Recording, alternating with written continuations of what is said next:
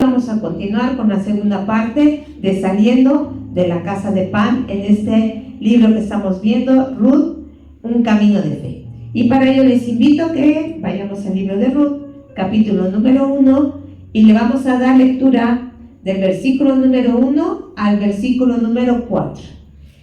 Le voy a dar yo lectura, sígalo usted con su vista, y la palabra de Dios dice así.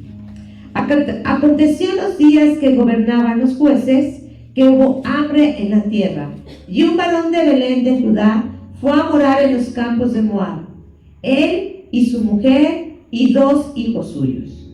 El nombre de aquel varón era Elimelech, el de su mujer Noemí, y los nombres de sus hijos eran Malón y Kelión, efrateos de Belén de Judá.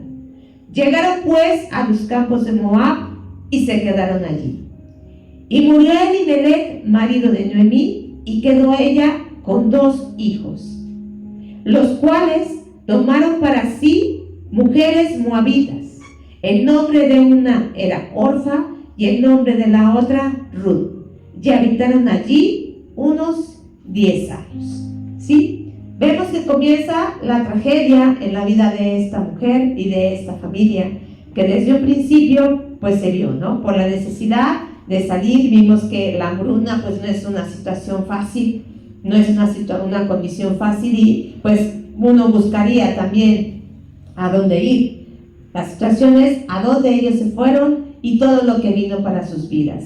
Y al morir Elimelech, pues obviamente, imagínate, llegas, crees que que tu condición va a cambiar, y ¿qué sucede? Todo lo contrario. Muere el padre de familia en tierra extraña, bajo otras situaciones, y se queda Noemí viuda y con 2 hijos. De por sí, ya quedarse viuda, aunque sea en tu casa, aunque sea en tu ciudad, aunque sea en donde vivas, pues creo que ha de ser una situación difícil, ¿no? Difícil esto, ¿no? El ser viuda y quedarse con hijos.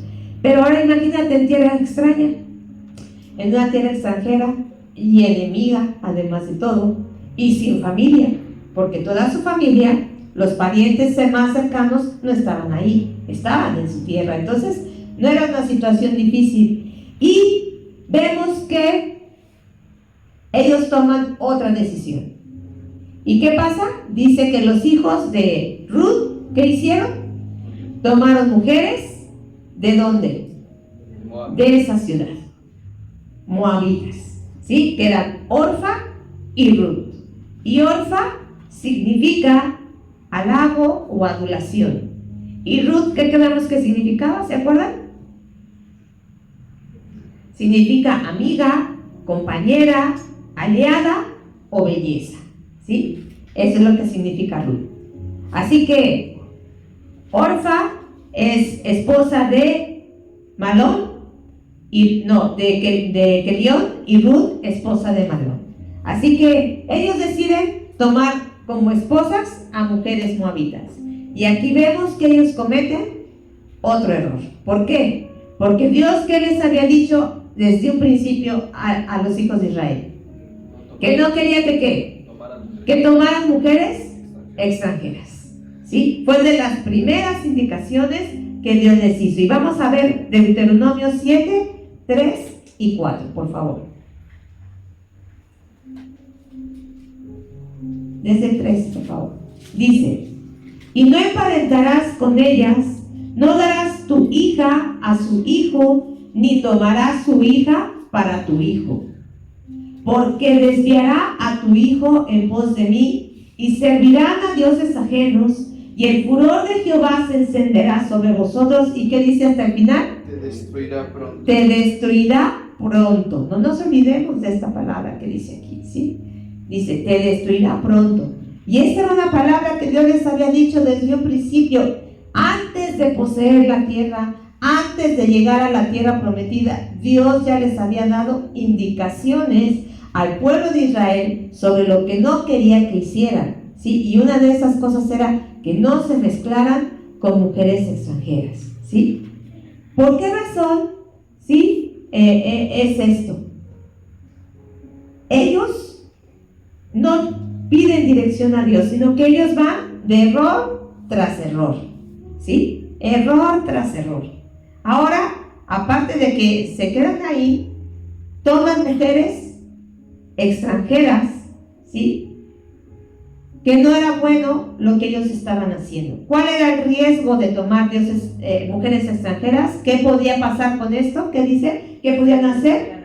Desviar a tu hijo y hacer que ¿qué? Que sirvieran a dioses ajenos. Como les digo, en Moab no se adoraba a Jehová. En Moab se adoraba a Quemos y a Baal. Eran los dioses de esa tierra, ¿sí? Y ellas, al ser moabitas, traían esta condición. Entonces, toman estas mujeres para ellos, ¿sí? Y además de ello, ¿cuánto tiempo se quedaron ahí? Ahí vimos en Ruth. ¿Cuánto? 10 años, ¿sí? ¿Es poco tiempo 10 años? No. Quedarse en una situación, en una tierra extranjera, no es poco tiempo, es un tiempo considerable, ¿sí? Y aquí, fíjense nada más, vamos a regresar a Ruth, capítulo número 1. Hay una progresión en los acontecimientos, ¿sí?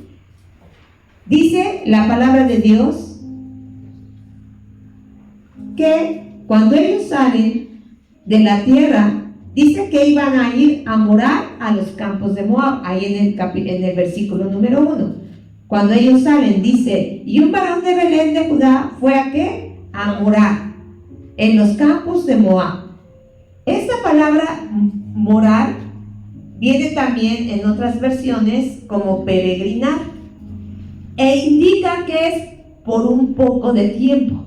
No significa que iba a ser algo permanente, sino que iba a ser solamente un poco de tiempo. Entonces, ellos cuando salen de la tierra, ellos iban por un poco de tiempo. La idea solamente era salir del momento de crisis en el que estaban, pero con intención de regresar, ¿sí? Pero ¿qué sucede? Ellos iban por algo provisional, por algo temporal. Pero cuando se muere Elimelech, ¿qué sucede? Dice ahí entonces que Noemí, ¿qué hizo con sus hijos? Se quedaron en la tierra, ¿sí? Entonces, primero iban con la intención de ir solamente por un poco de tiempo, ¿sí? Pero al morir Elimelech, se ve obligada, tal vez Noemí, a quedarse, ¿sí? A permanecer en esa tierra. A veces, hermano, pensamos que podemos alejarnos de Dios por un poco de tiempo. A veces decimos, me voy a dar un tiempo, no sé si han escuchado eso. Y sobre todo cuando la situación no está muy bien, cuando estamos en problemas, cuando hay situaciones difíciles, y a veces lo primero que se piensa es, ¿sabes qué? No voy a la iglesia por un poco de tiempo, ¿sí? Y pensamos que es la mejor solución, pensamos que es lo mejor que podemos hacer, ¿sí? Y es el primer error que cometemos, alejarnos de la presencia de Dios cuando estamos en situaciones difíciles. El peor error es pensar eso. Ay, no, ya no voy a ir a la iglesia. Ay, no, ¿para qué oro? ¿Para qué leo la palabra? Y ese primer error, estamos equivocados haciendo eso, ¿sí? ¿Por qué? Porque corremos un gran riesgo. ¿Cuál es el riesgo que corremos al empezar a alejarnos de Dios por un poco de tiempo? El enemigo juega, el enemigo dice, ay, sí, pobrecito, mira, estás pasando por situación. ¿Cómo quedamos en esa situación? Al irnos de la presencia de Dios, estamos totalmente vulnerables. Salimos debajo de la cobertura, ¿sí? La iglesia, la familia, los hermanos son una cobertura, hermano. Aunque no lo creamos. El estar aquí, el permanecer aquí, a pesar de las dificultades y de situaciones que podamos pasar, aquí hay una cobertura, hermano, porque siempre va a haber alguien que esté orando por nosotros. Al igual en nuestra familia, siempre va a haber alguien que esté orando por nosotros. Entonces, el mayor error que podemos hacer es irnos del lugar que es la bendición. Y fue lo que ellos hicieron, ¿sí? Decidieron irse de la tierra prometida, de la casa de pan, e irse a tierra extraña, creyendo que les iba a ir mejor. Entonces, piensan que iban solamente por un tiempo, pero no. la situación cambia y entonces deciden de mí quedarse. ¿Sí? A veces tenemos la oportunidad de regresar a la casa de Dios. A veces tenemos la oportunidad de volver nuevamente a los principios, pero no. Decidimos permanecer. Decidimos no movernos de donde estamos. ¿Sí? Y por último, vimos que entonces se quedan y entonces los hijos toman mujeres. Y la última palabra que dice ahí después del punto y coma del versículo número 4 dice: y habitaron allí por 10 años. Entonces, ¿es lo mismo morar, quedarse y habitar? No. Habitar, ya que implica. ¿Es lo mismo una estancia a tu habitación? La estancia, ¿para qué lo ocupamos? O lo que conocemos como sala, vamos a decir. ¿Para qué lo ocupamos? Para estar ahí un rato. Por ejemplo, vas a un hospital y te pasan a una estancia, ¿no? ¿Para qué? Para que estés ahí un poco de tiempo en lo que te atienden, ¿no? Pero no vas a estar ahí. En cambio, la habitación, tu habitación, ¿ahí qué pasa? No, pues ahí ya te acomodas, es tu lugar preferido, ahí ya tienes tus cosas, es diferente. Entonces, fíjate la progresión que hubo. Ellos solamente iban a morar y decidieron quedarse. Y al quedarse, después que deciden, habitar. ¿Qué quiere decir esto? Ya no pensaban en qué, en volver. Ya se acomodaron. Por eso les decía yo, 10 años es poco tiempo. Es un tiempo considerable. En 10 años tú te puedes ya adaptar a un lugar. Sí, sí.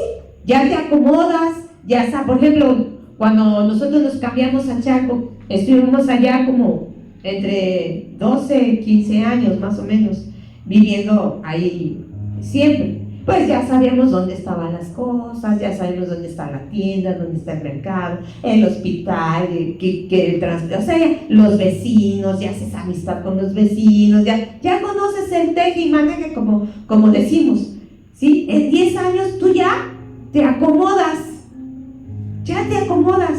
y eso fue lo que ellos hicieron, ¿sí? De ir a morar y de pensar, no solamente es por un tiempo, decidieron ya que habitar y quedarse en ese lugar. ¿Y sabes que el pecado así obra, hermano? ¿Sabes que el pecado tiene esas 3 fases en nuestra vida? Así es como el pecado opera en la vida del cristiano. ¿Y de qué manera opera el pecado? El pecado obra de la siguiente manera. Primero quieres experimentar. Quieres saber, a ver a qué sabe, a ver qué pasa. Sabes que ese lugar, esa situación, esa amistad tal vez no es buena. Ya lo sabemos. Pero, ¿qué dices? No tiene nada de malo. ¿Cuántas veces hemos escuchado o dicho esas palabras nosotros mismos? Ay, qué exagerado eres. Ay, nada más por ir a ver. Ay, nada más por ir eso. Nada más voy a ir a ver qué pasa. ¿Sí? Y así empieza. Por querer ir a ver qué pasa. Por querer ir a saber qué sucede en esos lugares. ¿Sí? Dice la palabra de Dios en Santiago 1:14. Que somos atraídos y somos seducidos. Vamos a ver. Dice. Vamos a ver desde el 13, por favor. Para que entendamos el contexto. Dice, cuando alguno es tentado, no diga que es tentado de parte de Dios. Porque Dios no puede ser tentado por el mal, ni Él tienta a nadie. Sino que cada uno es tentado cuando de su propia ¿qué? Concupiscencia es atraído y seducido. ¿Y qué es la concupiscencia? Nuestra conciencia, nuestra voluntad, ¿sí? Cuando cada uno ha decidido hacer las cosas, ¿sí? Nadie te puso una pistola, nadie te amenazó, sino que fue algo que voluntario. Yo decido hacer las cosas y no le echemos la culpa a otras personas. Dice, por eso aquí no diga que nadie es tentado, sino que cada uno es tentado por su propia concupiscencia. Dice que somos como atraídos y que seducidos. ¿Sí? ¿Y qué es la seducción? ¿Cómo es la seducción? ¿Entra por dónde? Sobre todo por los ojos, por los oídos, por nuestros sentidos. Así, y es muy cómodo, es muy sutil, ¿sí?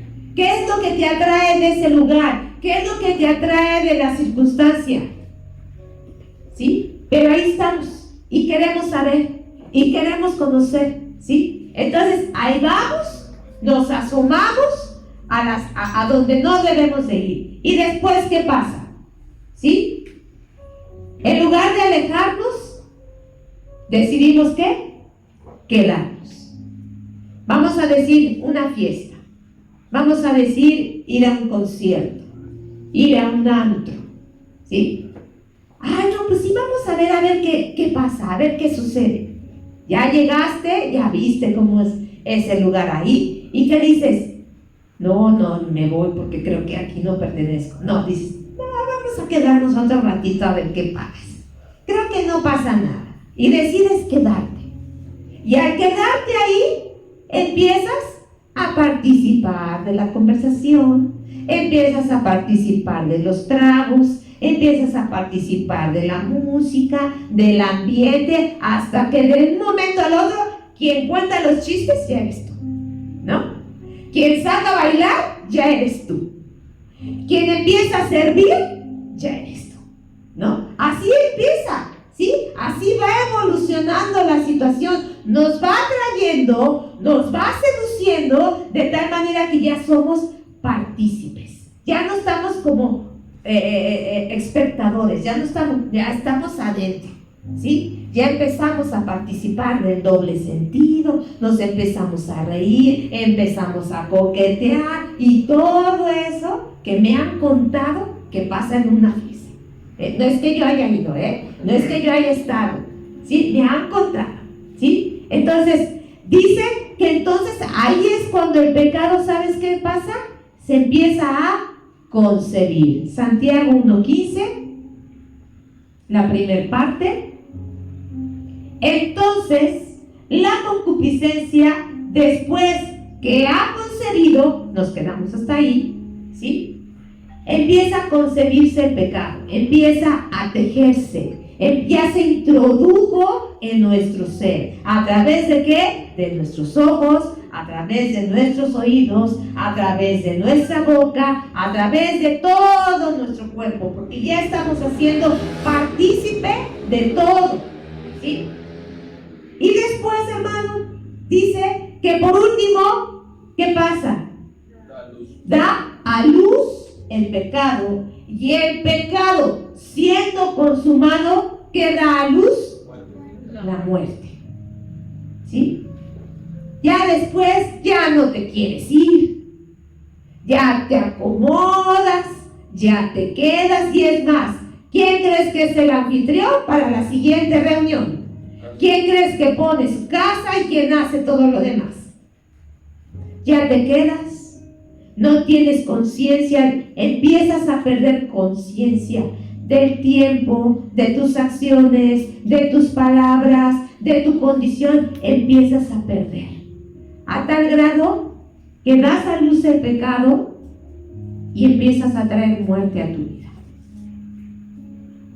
Y eso fue lo que pasó con esta familia. Pensaron que iban a morar, deciden quedarse y después ya habitar en la tierra de Moab, ¿sí? ¿Por qué? ¿Y todo por qué? Porque nunca consultaron a Dios. Ellos tomaron sus propias decisiones, ellos decidieron hacer todo esto, ¿sí? Así que, ¿qué pasó con Malión y Kelión? Después que ellos se quedan en esa ciudad, ellos toman mujeres, se casan, habitan allí. ¿Qué crees que en esos 10 años pudiera haber pasado? ya ellos se casan, por ejemplo. ¿Cuál es la perspectiva en esos 10 años después de que ellos se casan? ¿Qué te imaginas que pasa? Ya se casan, ¿qué viene después? Familia, establecerse en una casa, un buen trabajo, ¿no? Ya tener familia, no, pues ya pasaron de una situación difícil, pues ya se casaron, ya viene la familia, podemos hacernos de un terrenito, un trabajito, y bueno, ¿no? Y por ejemplo con Noemí, bueno, quedó viuda, pero pues ya tiene a sus 2 hijos y ahora tiene 2 nueras, ¿no? Y después va a tener ¿a qué? A sus nietos. Entonces, bueno, la perspectiva se ve muy bien, ¿no? Aparentemente, ya se establecen, hacen familia, pero ¿qué crees? No va a suceder eso. Vamos a ver qué dice, versículo número 5. Y murieron también los 2, Malón y Quelión, quedando así la mujer como desamparada de sus 2 hijos y de su marido. ¿Qué vimos que trae como consecuencia el pecado? Muerte. ¿Qué pasó con estos 2? Murieron. ¿Te imaginas? A Noemí. Ya murió su esposo. Salieron de su tierra por hambre. Dejaron sus bienes. Perdieron todo porque no se llevaron nada. Peregrinaron en el desierto nuevamente. Llegan a tierra extraña. Y llegando a la tierra, se le muere el marido. Ni tiempo le dio al marido de hacer más, porque así lo marca la historia. Y creyendo que la situación iba a mejorar con sus 2 hijos, ahora los 2 hijos se mueren. ¿Te imaginas esta situación? Y dice la palabra de Dios que esta mujer queda desamparada. No se sabe bien de qué murieron Malón y Quelión, pero ¿te acuerdas qué significaban sus nombres también de ellos? Uno significaba enfermizo y el otro frágil. Entonces, se piensa que debido al significado de sus nombres, probablemente ellos murieron prematuramente por su condición, porque uno era enfermizo y el otro era muy frágil. Y entonces pudo ser que esta fuera la condición de que ellos hubieran muerto, ¿sí? Ay, bueno, por lo menos ya se despertaron. Quiere decir que me están poniendo atención. ¿Sí? Entonces, una razón pudo haber sido esa, por su condición. Pero la otra pudo haber sido castigo de Dios, precisamente por lo que leímos en Deuteronomio. ¿Qué leímos en Deuteronomio? Cuando les dijo, no te cases no des tu hijo a su hija, ni su hija a tu hijo, para que yo no te destruya, ¿qué? Pronto. Y aquí en la vida de ellos fue pronta su destrucción, fue muy corta su vida. No sabemos bien qué edad tenían, pero eran jóvenes, no eran muy grandes. Vamos a ponerle a más 30 años, a más. ¿Cuántos jóvenes de 30 años aquí hay? Hay varios, ¿sí? ¿Cuál es su expectativa de vida, por ejemplo, para ustedes? Porque ya piensan que ya se acabó su vida. No, apenas, ¿no? O sea, apenas están asentando, apenas están terminando de madurar algunos, a otros todavía parece que les faltan otros 10 años, ¿cierto? Pero bueno, estamos en esa condición y ahora ya ellos se mueren. Entonces, pudo haber sido esta la razón, ¿sí? Nuevamente castigo de Dios, así como fue con Elimelech. Puede ser, no lo estoy asegurando, pero por lo que estamos viendo, no queda muy descabellada la idea, ¿verdad? De que también por esa razón ellos hayan muerto. Y además, en 10 años no dejan descendencia. Fueron estériles. 10 años. Y en 10 años que ellos habitaron ahí, no tuvieron hijos. Entonces, no solamente fue su condición, sino que no dejaron hijos, no dejaron descendencia. La esterilidad en la Biblia, hermanos, era considerada una situación muy, muy fuerte, sobre todo en las mujeres. No se oye de casos de hombres estériles, se oye más de casos de mujeres, pero atacar a los dos, ¿sí? Y era considerada una gran afrenta, era una vergüenza, y también para muchos un castigo y motivos de sufrimiento, ¿sí? Por ejemplo, hay muchos ejemplos de mujeres estériles que pasaron y sufrieron esa condición y lucharon contra ella por mucho tiempo. Por ejemplo, Sara o Sarai, que fue la esposa de Abraham. Dios le había prometido tener un hijo, y ya habían pasado 10 años y ella no concebía. Se desesperó, y ¿qué fue lo que hizo?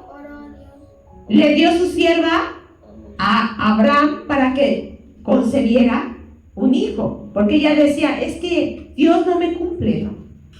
Y aparte, pues ya mi condición, mi situación, yo no creo que venga ese hijo, mejor ten a mi sierva. Pero después, ¿qué pasa? Dios le da el hijo, ¿sí? Pasado el tiempo, Dios le da el hijo. ¿Quién más era estéril? Rebeca. Rebeca fue la esposa de Isaac. ¿Y Isaac qué tuvo que hacer para que Rebeca concebiera? Él tuvo que orar por su mujer para que Dios les diera un hijo. ¿Y quién más tuvo que lidiar con esta situación? Raquel y Ana. ¿Y Raquel, que fue esposa de quién? De Jacob. Lea tenía hijos y hijos, y Raquel no más, no, ¿verdad? Hasta el final tuvo a José y a Benjamín, que fueron los últimos. Pero todas estas mujeres, y Ana también, que fue la mamá de Samuel, nos relataron también esa historia. Todas estas mujeres lidiaron con ese problema de esterilidad, ¿sí? Todos ellos. Y orando, el Señor, dice la palabra de Dios, que las visitaba, tenía compasión de ellas, y entonces todas ellas concibieron hijos, ¿sí? A pesar de su condición y de pasados los años, ¿sí? Pero aquí, hermanos, ellos no tuvieron hijos. ¿Por qué razón pudiera ser? Todo tiene un propósito, hermano. No crean que nada más así lo vamos a ir descubriendo poco a poco. Nada más no se olvide de esta situación. Pudiera haber sido castigo divino, ¿sí? Y decir, no les voy a dar hijos a ustedes. Y la principal, porque era un plan de Dios para cuidar el linaje, para cuidar la descendencia. Dios no le gustaba que se mezclara. A Dios le gustaba que conservaran un linaje. Y aquí es bien importante eso.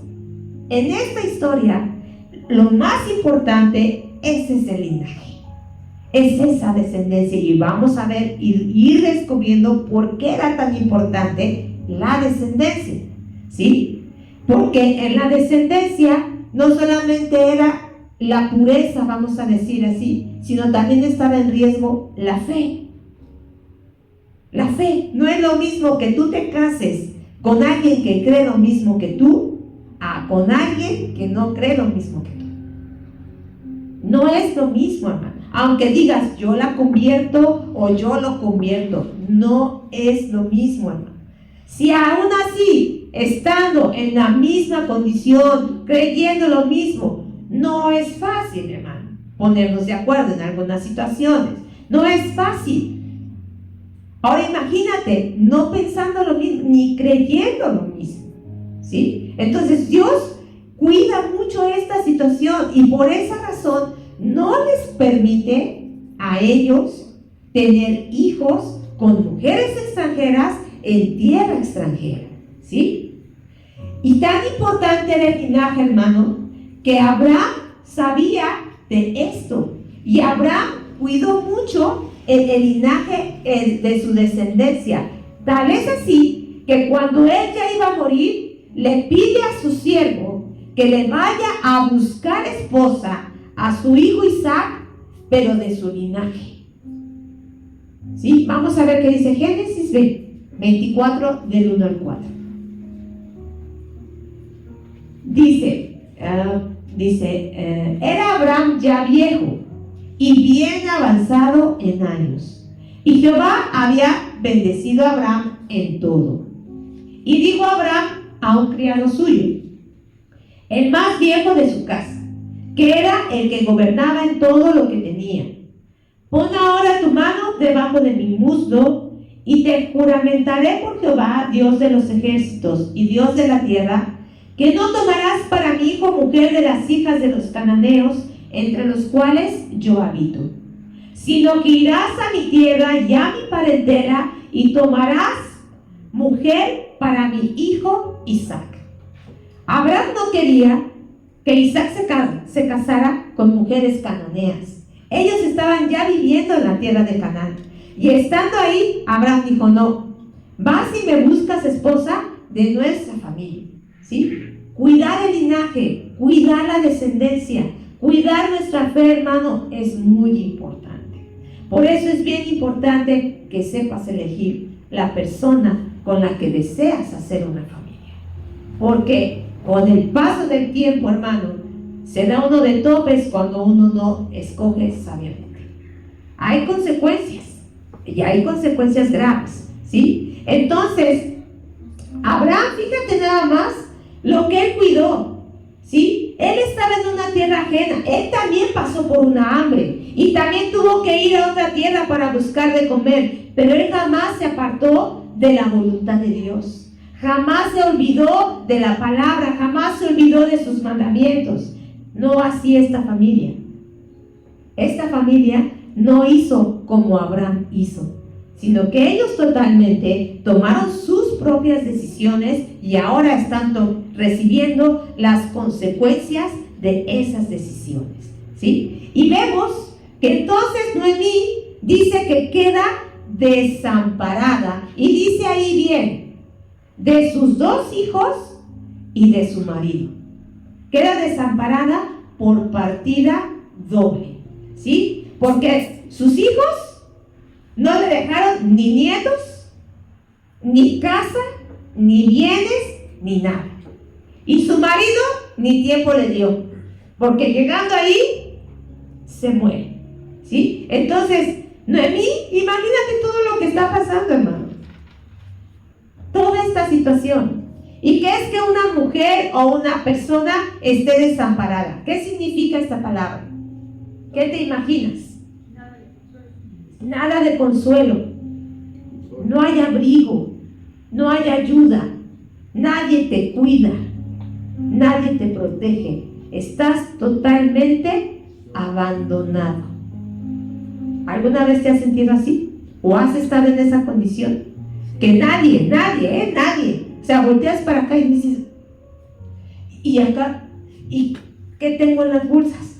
Y abres toda la cena y no hay nada. ¿Te has encontrado en una situación así? ¿Así de grave? ¿Que nada? ¿Cómo se siente? ¿Cómo te sientes? Es una situación muy difícil. Y no solamente eso, hermano. No solamente es que no tuviera bienes, que no tuviera descendencia. Noemí es la única sobreviviente de esa familia de filisteos. La única que quedó. ¿Sí? Y aparte, viuda. Y esa condición de viudez era una situación muy tremenda. Socialmente, una viuda era una situación muy difícil que ellas vivían, ¿sí? Era la clase más desfavorecida. No había nadie que los apoyara. Tenían que vivir de la generosidad de desconocidos. Y Noemí no contaba con ninguna familia en la tierra de Moab, ¿sí? ¿Quién la iba a poder ayudar entonces? Y ahora no solamente era una viuda, ahora eran 3. Porque era Noemí, era Orfa y era Ruth. Ahora ya son 3 viudas ahí, ¿sí? Eran blanco fácil de abusos, de explotación, y es por eso que muchas caían en la prostitución. Y en el caso de Noemí, de ser una viuda ya grande de edad, a ella solamente le quedaba pedir limosna. Todavía Orfa y Ruth, ¿qué podían hacer? Regresarse a su casa, ¿sí? Ellas eran de allí, podían regresarse a su casa, a la casa de sus padres, y tal vez comenzar una nueva vida porque eran jóvenes. Pero Noemí no. Noemí no tenía esa opción.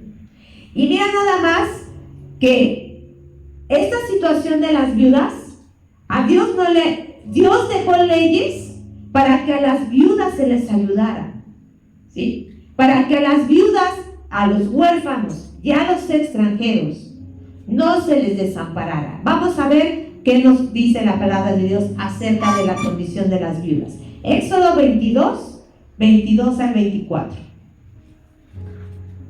Dice: a ninguna viuda ni huérfano, ¿qué? Afligiréis. Ustedes el 23, por favor. Porque si tú llegas a afligirles y ellos clamaren a mí, ciertamente oiré su clamor. Y mi furor se encenderá, y os mataré a espada, y vuestras mujeres serán viudas, y huérfanos vuestros hijos. A Dios no le gustaba que se afligiera a los más desfavorecidos, ¿sí? Jamás es algo que a Dios le ha gustado. Dios es justo, ¿sí? Y dejó esta ley. Vamos a ver también qué dice Deuteronomio 24, 17 al 22. No torcerás el derecho del extranjero ni del huérfano, ni tomarás en prenda la ropa de la viuda. Ustedes el 18. Sino que te acordarás de este siervo en Egipto, y que de allí te rescató Jehová tu Dios. Por tanto, yo te mando que hagas esto. Fíjate lo que Dios mandaba. Cuando ciegues tu mies en tu campo, no olvides alguna gavilla del campo, no volverás para recogerla. Será para el extranjero, para el huérfano y para la viuda, para que te bendiga Jehová tu Dios en toda obra de tus manos. Usted es el que sigue. Cuando sacudas tus olivos, no recogerás las ramas que hayas dejado tras de ti. Será para el extranjero, para el huérfano y para la viuda. Cuando vendimies tu viña, no rebuscarás tras de ti. Será para el extranjero, para el huérfano y para la viuda. ¿Qué sigue? Y acuérdate que fuiste siervo en tierra de Egipto, por tanto, yo te mando que hagas esto. Fíjate lo que Dios estaba estableciendo. ¿Por qué entonces había viudas, huérfanos y extranjeros que mendigaban? Si Dios dejó estas leyes, ¿qué es lo que sucedía entonces? ¿Estaba cumpliendo la palabra de Dios? ¿Se cumplía la palabra de Dios en sustentar al huérfano y a la viuda? Y fíjate lo que dice Deuteronomio 27, 19. ¿Qué dice ahí? Fíjate lo que dice: maldito el que pervirtiera el derecho del extranjero, del huérfano y de la viuda. Y dirá todo el pueblo, ¿cómo? Amén. Amén. Maldición venía si no se atendía a este grupo vulnerable, ¿sí? En los Salmos nos dice que Dios es padre de huérfanos y de viudas, y defensor de viudas, y que Jehová guarda a los extranjeros, al huérfano y a la viuda sostiene. Y además, hermano, ¿sabías que parte del diezmo se destinaba también para esta situación? Vamos a ver Deuteronomio 14, 29. Y vendrá el levita que no tiene parte ni heredad contigo, y el extranjero, el huérfano y la viuda que hubiere en tus poblaciones, y comerán y serán saciados, para que Jehová tu Dios te bendiga en toda obra que tus manos hicieren. ¿sí? La situación de la viudez está muy presente en nuestra comunidad, hermano. Yo no sé si en tu familia o alguien cercano es viudo y está en una condición de viudez. ¿Qué se ha hecho por ellos? En la iglesia, ¿qué se hace por las viudas? Y sabes que también nosotros como iglesia estamos obligados por el Señor, y es una condición que Dios resalta que se debe de atender. Ahí en 1 de Timoteo 5, 3 hasta el 16, hermano, vamos a revisar nada más algunos versículos porque es todo este pasaje. Habla acerca de esta situación, de lo que como iglesia debemos hacer. 1 de Timoteo 5, 3 dice: honra a las viudas que en verdad lo son. Pero si alguna viuda tiene hijos o nietos, aprendan estos primero a ser piadosos para con su propia familia y a recompensar a sus padres, porque esto es lo bueno y agradable delante de Dios. Y entonces empieza a dar una serie de indicaciones y dice, bueno, si la viuda tiene hijos, tiene familia, ellos son los que tienen que proveer, ¿sí? Porque dice que el que no provee para los suyos es peor que un incrédulo, ¿sí? A ese grado trata Dios a aquellos que no procuran a su familia, que no procuran a quien es huérfano, a quien es viuda, ¿sí? Y entonces empieza todo, en Timoteo empieza a hablar acerca de todas unas indicaciones diciendo si la viuda es joven, si la viuda es más grande, a qué se debe de dedicar, y se dedican a esto. Era algo muy importante, hermano,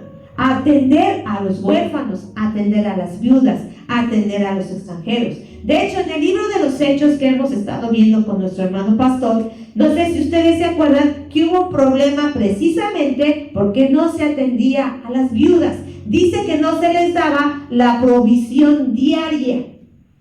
Y entonces hubo disputa, y ahí es cuando se eligen a los diáconos, ¿sí? Para que ellos pudieran atender esta situación, atender las mesas y ver la distribución diaria que se le tenía que dar a los huérfanos y a las viudas, hermano. De hecho, en la palabra de Dios vemos ejemplos de viudas, pero estas viudas eran muy pobres. No sé si se acuerdan de la viuda de Sarepta que vimos con Elías. Esta viuda ya estaba por dejarse morir con su hijo, ya no tenía más. Dice que lo poquito que tenía lo iba a cocer, se lo iban a comer y después ¿qué iban a hacer? Dejarse morir. Pero llega el varón de Dios, llega con la bendición, la mujer le provee y entonces ahí es cuando Dios la sustenta con las tinajas de aceite. ¿Sí se acuerdan? Le da la provisión Dios. Y se acuerdan también de la viuda de la ofrenda. Cuando va el Señor Jesús está viendo cómo ofrendaban y dice que llegó una viuda, ¿cómo era? Pobre. Pero ¿cuánto dio ella? Todo lo que tenía. Y que eran 2 blancas, 2 moneditas de bajo valor, pero era todo lo que tenía. ¿Por qué entonces las viudas padecían? Si Dios dejó leyes, si Dios dijo que esto no le agrada, y además dice, maldito el que tuerza el derecho. Vimos en uno de los pasajes que dice, el que le pida a la viuda su prenda. O sea, ¿qué clase de persona es que le quita al que no tiene? ¿Qué te provoca eso? Que tú vieras en la calle, no sé si te ha tocado ver, que golpean a un anciano para robarle. ¿Qué piensas de esa persona que es eso? ¿Qué viene a tu mente? Indignación. Y te dan ganas de defenderlo, ¿no? Y tú buscas la manera de apoyarle. Pero sabes que muchas veces nosotros hemos desatendido esta situación. Como iglesia, hermano, tenemos que estar al pendiente. Como iglesia tenemos que destinar recursos para ayudar a quien esté en una condición así. Que no se nos olvide, hermano. ¿Sabes por qué Dios permite esta situación en las iglesias? Para que nuestro corazón no se endurezca, hermano, para que nuestro corazón sea sensible a las necesidades, ¿sí? Al grupo vulnerable. El Señor Jesús, ¿por qué crees que dijo? A los pobres siempre los tendréis. O sea que la pobreza nunca se va a ir. ¿Y sabes por qué? ¿Cuál es el propósito de que siempre haya gente más necesitada que nosotros? Que nosotros aprendamos a ser como desprendidos, a que seamos compartidos, a que siempre pienses cuando tú estés comiendo, cuando tú estés comprando tu despensa, cuando tú salgas a la calle, siempre lleva algo, porque siempre va a haber alguien que va a necesitar, ¿sí? Cuando viaja uno en el metro, bueno, yo tiene mucho que no viajo, pero quien viaja en el metro, siempre hay alguien que pide, ¿sí? Cuando vas en la calle, siempre hay alguien que pide, ¿sí? Lo necesite o no lo necesite, porque a veces esa es la situación, ¿no? A veces dicen, ¿para qué le doy? ¿Sí? Pero Dios dice, al que te pida, dale. ¿Sí? Y esa es una situación. ¿Por qué entonces esta condición de Noemí? ¿Por qué Dios está llevando a Noemí a este extremo, hermano? A esta situación. Muchos consideran a Noemí la Job en femenino, ¿sí? Muchos consideran que ella está pasando una situación. Obviamente las condiciones serán diferentes, ¿sí? ¿Por qué? Porque vimos que a Job, ¿quién lo pidió? Satanás, ¿sí? Y Job, como era un varón recto, perfecto, temeroso de Dios y apartado del mal, ¿sí? Esta familia está haciendo y tomando decisiones muy malas desde el momento en que se decidieron salirse de la casa de la bendición, ¿sí? De salirse de la provisión de Dios. Por eso es que te digo, hermano, jamás pienses en abandonar la casa de Dios. Jamás pienses que apartándote de la casa de Dios vas a estar bien. Eso no es posible. Eso no es posible. Y aunque muchos te digan, no, yo desde que dejé de ir estoy mejor, no es cierto. Eso es soberbia. Apartados de Dios, nada podemos hacer, hermano. Separados de Dios, al único a lo que vamos es a dónde? Al despeñadero. Tarde que temprano, hermano. Vamos a ver la situación, vamos a ver nuestra condición, va a venir muerte, va a venir destrucción. ¿Qué tanto le está viniendo a esta mujer? ¿Qué tanto le está viniendo a esta familia? Por haber tomado malas decisiones y haberse apartado del camino de Dios, ¿sí? Hasta aquí pareciera, hermanos, que no hay mucha esperanza. Pareciera, hermanos, que lo único que le queda a Noemí es pedir limosna y tal vez dejarse morir. Y a Orfa y a Ruth regresarse a su casa y comenzar de nuevo, ¿sí? Esa es la escena. Esa pareciera que es la perspectiva, lo que va a suceder. Pero sabemos que en Dios siempre hay esperanza. Amén. Sabemos que Dios siempre tiene algo nuevo, algo diferente para cada uno de nosotros. Yo no sé, hermanos, por la condición, la situación, el problema, tal vez que esté pasando alguien aquí o alguien que esté viendo o escuche este mensaje. ¿Qué nos quiere decir Dios? Siempre hay esperanza cuando uno permanece, cuando uno voltea, cuando uno regresa, cuando uno se da cuenta que necesita uno de Dios, ¿sí? Siempre va a haber esperanza en Dios cuando uno lo busca. Dice que Él está cercano. Vamos a ver qué dice Isaías 55, versículo número 6. Dice: buscad a Jehová mientras pueda ser hallado, llamadle en tanto que está cercano. 7, por favor. Deje el impío su camino y el hombre inicuo sus pensamientos. ¿Y qué? Vuélvase a Jehová, el cual tendrá de él misericordia, y al Dios nuestro, el cual será ¿qué? Amplio en perdonar. Pero versículo 6, regresamos. ¿Qué es lo primero que hay que hacer? Buscar. Pero fíjate lo que dice, mientras que pueda ser hallado. ¿Qué significa esto, hermano? Que va a haber un momento en que ¿qué? En que ya no va a poder ser hallado. ¿Sí? Va a llegar un tiempo en el que tú lo quieras buscar, lo quieras llamar y Dios ya no va a estar. ¿Sabes por qué? Porque si tú lo dejas, Él te deja. Él te deja. ¿Cómo? Si es un Dios misericordioso, siempre es un Dios santo, es un Dios justo. Y todo tiene un tiempo. Va a llegar un tiempo en el que Dios, aunque lo busquen, ya no va a estar. Y dice, llamadle en tanto está cercano. Porque va a llegar el momento en el que Dios ya va a estar muy lejos.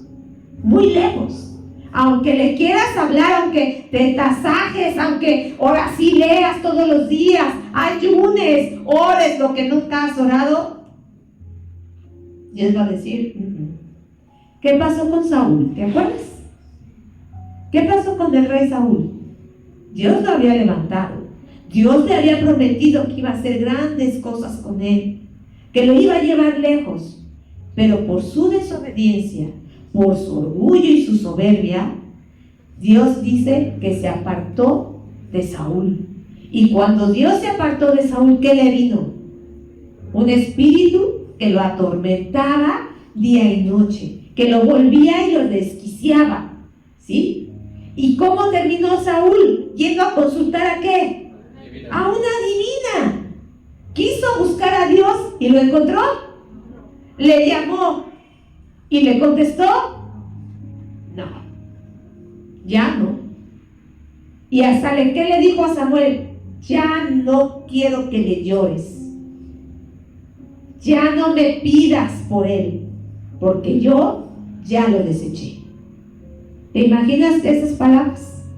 ¿Te imaginas que eso pudiera pasar puede pasar en nuestras vidas? Cuando nosotros vimos cómo opera el pecado, vimos cómo si nosotros no atendemos a esas señales, si nosotros decidimos permanecer, decidimos quedarnos y habitar en donde no pertenecemos. ¿Esta familia pertenecía a la tierra de Moab? No, ellos no pertenecían ahí. ¿Por qué entonces buscamos donde no pertenecemos? ¿Por qué entonces estamos en nuestra necedad y vamos a donde no tenemos que ir? Hacemos lo que no tenemos que hacer. Solamente por nuestra necedad, por curiosidad, por ver qué pasa. Puede llegar el momento en que busques a Dios y ya no esté. Pero sabes, hoy hay esperanza. Hoy hay salvación todavía. Hoy todavía podemos buscar a Dios y lo podemos encontrar. Le podemos llamar y Él nos puede contestar, porque todavía Dios está cercano a nosotros hasta el día de hoy. Pero también, ¿qué dice el versículo 7? ¿Qué tenemos que hacer? Dejar el camino impío. Dice, el hombre inicuo, ¿qué? Sus pensamientos. Y vuélvase. Esto es conviértete. ¿Qué es conversión? Es girar, cambiar de dirección. No dice, ándate así, ándate como que primero aquí y primero allá. No, es una conversión, es un cambio total, es una decisión. Dice, vuélvase, no dice, yo te voy a volver. Dice, vuélvase, dice, deje y vuélvase. Es una acción que personal. Yo lo tengo que hacer. Es mi decisión. Si dejo o no dejo. Si me vuelvo o no me vuelvo. Si me quedo, si permanezco, si habito o digo, no, ya me voy de aquí. Yo aquí no pertenezco. Esto no es lo mío. A mí no me gusta eso. No te acomodas. No te acomodes. No te acomodes, no te quieras ajustar a donde tú ya no perteneces. Si tú quieres meter una figura geométrica donde no corresponde, y ahí estás, quieres meter un cuadrado en un círculo,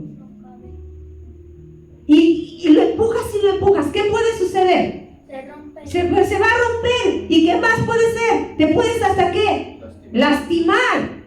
Pero ahí estás aferrado a querer meter donde no corresponde. Y así estamos nosotros, hermano. Así estamos. Queremos encajar. Queremos meternos a donde no correspondemos, hermano. Nuestra necedad nos lleva a eso. ¿Sí? ¿Por qué? Por eso dice, deje el hombre inicuo sus pensamientos. No solamente es ese camino, también son los pensamientos. Porque tú puedes decir, no, yo ya no estoy, pero ¿dónde está tu corazón? ¿En dónde está tu corazón? Sigues pensando. ¿Qué pasaba con el pueblo de Israel cuando salió de la tierra de Egipto? Iban caminando, pero ¿en qué estaban pensando? Ay, es que allá teníamos esto. Es que allá había ajos y cebollas. Ahí había melones y había esto y había el otro y aquí en esta tierra solamente este pan tan liviano. ¿Y qué era ese pan tan liviano? El maná. Era el sustento de Dios, era el alimento de Dios para sus vidas. Y así a veces también estamos nosotros. Ay, esto otra vez me estás diciendo, no le hallo gusto, es muy liviano, es que allá, mira, no, allá sí, mira, allá nos activamos y se siente bien chido, no, que aquí está bien aburrido, no, que aquí siempre es lo mismo, los mismos cantos, no, hermano, ¿por qué no le metemos más ritmo a las alabanzas? ¿Por qué no empezamos con un reggaetón? O le metemos el ritmo tumbao, ¿no? Le metemos lo tumbao, ¿o qué? Una conga, ¿no? Vamos a alabar, y a ver, ya, ¿no? Se puede hacer, ¿sí? Pero eso no es lo que Dios pide. Eso no es lo que Dios quiere. Dice, vuélvase a Jehová, el cual, fíjate lo bueno y lo grande que es nuestro Dios. Dice, tendrá de él ¿qué? Misericordia. O sea, ¿qué quiere decir? Está bien, no importa lo que has hecho hasta el día de hoy. Te has equivocado, has tomado malas decisiones, tus pensamientos han sido inicuos, tus acciones no han sido las correctas, pero mira, si tú te vuelves, si tú te arrepientes, yo tengo misericordia y te voy a perdonar. Ese es nuestro Dios. ¿Quién lo quiere dejar? ¿Quién quiere irse a otra tierra? ¿Quién quiere? Pensémoslo, hermano. ¿Sí? Pensémoslo. No es fácil a veces las decisiones que tenemos que tomar. Hay veces que sentimos que estamos obligados a hacerlo. ¿Por qué? Porque sentimos que no hay de otra. Pero yo te invito, hermano, en esta noche. Cualquier decisión que tomes, primero arrodíllate. Arrodíllate. Siempre ve primero a Dios. Siempre busca primero al Señor. No pienses, ay, ¿quién es mi conocido? Ay, ¿cuánto dinero tengo? Ay, ¿qué hay? Primero arrodíllate y después ve y qué es con lo que cuentas, porque eso Dios lo va a multiplicar, eso Dios lo va a bendecir, con eso Dios te va a ayudar, pero primero te tienes que arrodillar. Esta familia, de aquí, en estos 5 versículos que hemos leído, dime en dónde aparece el nombre de Dios. ¿En qué momento se ha mencionado Dios en estos 5 versículos? 5 versículos que nos hablan de 10 años. ¿Nosotros en cuánto tiempo lo leemos? ¿En cuánto tiempo los estamos revisando? Pero son 10 años. En 10 años, ¿en dónde se ha mencionado el nombre de Dios? ¿En qué momento dice? Y consultaron, y buscaron, ¿en qué momento? Sabemos que los hombres, culturalmente hablando, son los que tomaban las decisiones. Pero ya no está Elimelec. Ya no están Malón y Kelión. Ahora quedan 3 mujeres. ¿Cuál va a ser la decisión de esas mujeres ahora? Lo veremos en el